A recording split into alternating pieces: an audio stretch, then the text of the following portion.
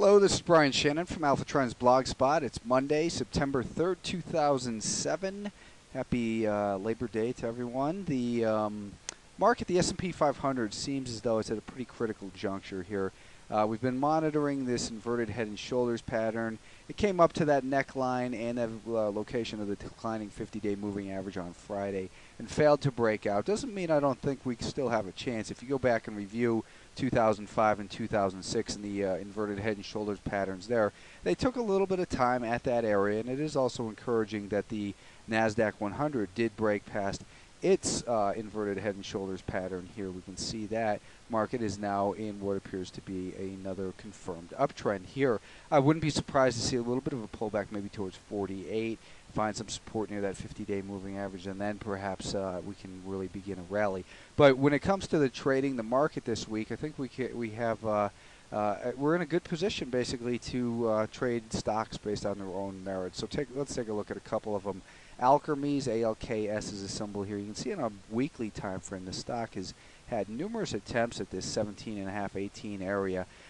It's come up to there on big volume just recently, and it's been diminished. The volume's been very light relative to the advance as it consolidates under that level. So I think it's building for a breakout here. So looking at a daily time frame, we've got a little bit of mixed picture with the 10-day moving average crossing down through the 20.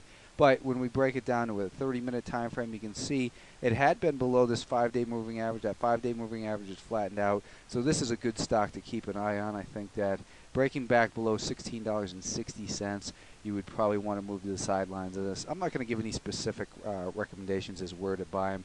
You're going to be on your own for those. But our Arena Pharmaceuticals next, ARNA. This one's got a fairly fairly big short position in it. And you can see this one rallied up on big volume. It's been consolidating on low volume on the weekly time frame as well. Really needs to get above that 1480 or so level, I think, to really get moving.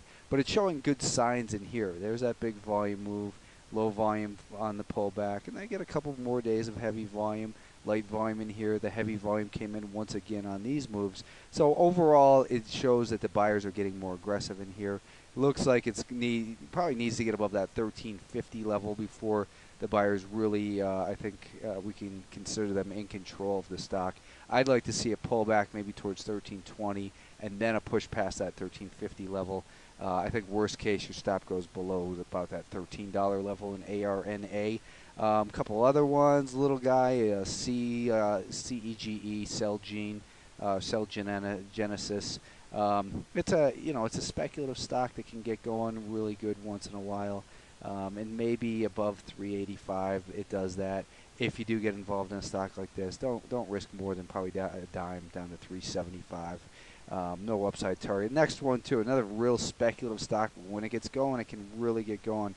This is China Precision Steel, and you can see that this is a trading stock. This isn't a stock to buy and hold, regardless of what you think about China or steel or whatever this company does, because I'm not going to bother looking into it. But we're getting some big volume on the up moves, and it's holding on this time above the 50-day moving average. I mean, maybe it can make a run up to that 200-day moving average. That'd be a huge rally from here, from $4 to about $5.5, $6 a share. Looking at the 10-minute time frame, I think I'll probably get interested in the stock above Friday's high of about 405. And as far as risk goes, worst case down at 380. But there's no way I'd risk 25 cents on this, so just be careful with it. Something bigger and more liquid is Hansen. Hansen, I believe they reported earnings over here. The stock gapped up, and it came back down, but it's been holding really nicely here above this rising 50-day moving average, or near that rising 50-day moving average. You can see some resistance that's formed in here recently, just about the $45 actually dollar level, $45 a share. Getting above 45, you can see that we're now seeing higher lows, and I think breaking past there would add a higher high to it. There's a pretty good short position in here as well. Maybe they'll begin to feel some pain. I think that you want to give it up to about 45.10 or so before you really decide to get involved in this one for some momentum upside. But I think it's got some great upside in it.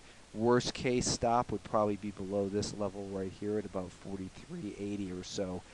But Hansen's starting to look a lot better. I also like ISIS. There's a huge short position in here, and you can see the stock broke past what a lot of people thought was a double top. Double tops, have to come down and break below here for it to be a real double top. But it broke past that resistance.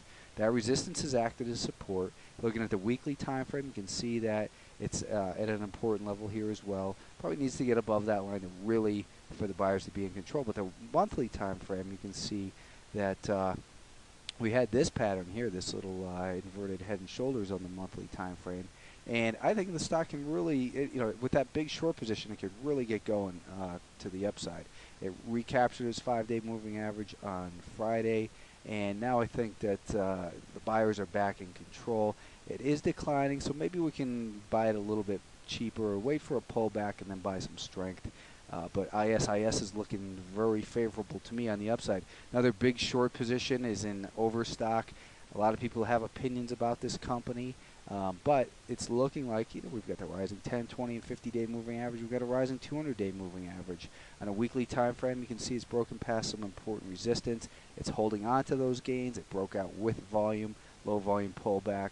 The CEO is supposedly crazy in this company, and a lot of mismanagement or whatever. But this longer-term chart looks like the buyers are back in control. So for a trade, forgetting about what this company does or how they're managed or what their CEO does and says, I think Overstock is a good one to keep on your radar for potential further upside. I kind of like CME as a short. And in fact, I own a couple puts on this. Almost no one has made money selling this stock short since they've become public. I mean, this is really one of the best performing stocks over the last 5 years, but it's starting to show some signs of weakness. Maybe this is a head and shoulders pattern. I don't know. I'm not playing it for that. I do have a little bit of some puts, like I said. But on the 5-day moving average, you can see when it gets back below that and starts turning lower, like we have now, you tend to get some nice waterfall declines, and maybe down towards 510. I don't know. It's a high price stock. Probably a stop up near 560 seems to make sense. That's 6 points away, so you got to be playing small share size, obviously, with a $600 stock. But looks like it could fall off a cliff here. FFIV is the symbol for F5, and the stock looks like it's in trouble. Came down on some heavy volume. It's just been kind of going back and forth in here, maybe making a shoulder head, and here's another shoulder. I don't know. But the stock hasn't really got that momentum to the downside yet. We do have a declining 5-day moving average now. You can see that Friday it opened strong, rallied up to that 5-day moving average and was rejected. So maybe below 34.50, the momentum builds to the downside here in F5, and it looks like it's going to get smacked pretty good. Ignore this big candle because this didn't happen. It's just a bad print, and there it is right there. So I got to call Realtek and tell them to clean their data up on that one. But usually Realtek, which a lot of people ask, what data provider do I use? I execute all my trades, and all these charts come through Realtek, realtek.com. Grow, G-R-O-W. On the weekly time frame, we've got lower highs. We've got some support in here, and the stock seems to be hanging around this uptrend line as well. But it looks to me like it's just trading real heavy in here with these lower highs. Declining 50-day moving average, 10 below the 20. They're both declining as well. You look at a 30-minute time frame, probably needs to get below about 2050 for it to really get moving to the downside. And I think that above about 2115 or so is where you want to say cut your losses, because that's where it looks like it might see a little bit of a short squeeze in here, because I'm sure there's a lot of other people looking at the stock as a potential short. So that's a few ideas for the coming week. Good luck, and just manage risk.